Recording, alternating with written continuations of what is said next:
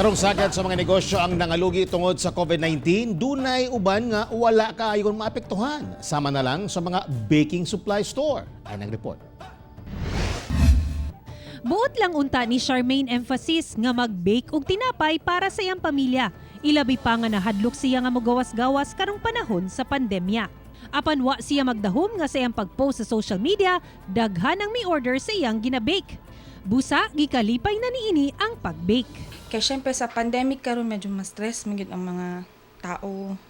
Nya tapos karon naisip po na ako pagkatong nagabake ko, makawala po siya maka-relief.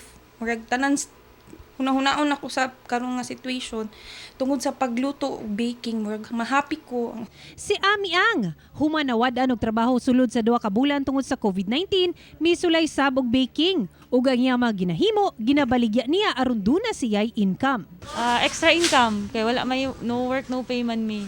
Daghan ko jud na tun-an na sa kaning pandemic na ni kay na puyo sa balay og nagka-banding pud sa family. So murag in a way dili po siya negative. Dili to totally na negative tanan na ay mga good na nahitabo.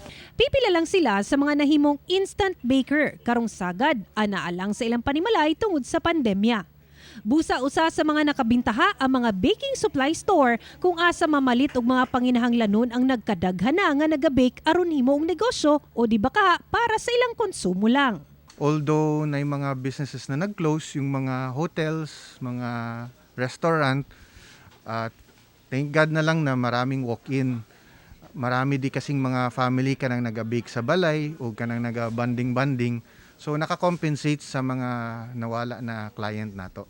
Aron sab matabangan ang mga first-time bakers, ginagiyahan nila ang ilang mga customer aron mulambo sa ilang planong negosyo. Pag nakita namin na may mga riders, kaya may mga pag-utusan lang na new to the baking community, yung mga staff po natin, proactive na po sila to assist you na makuha nyo kaagad yung mga items na kailangan ninyo.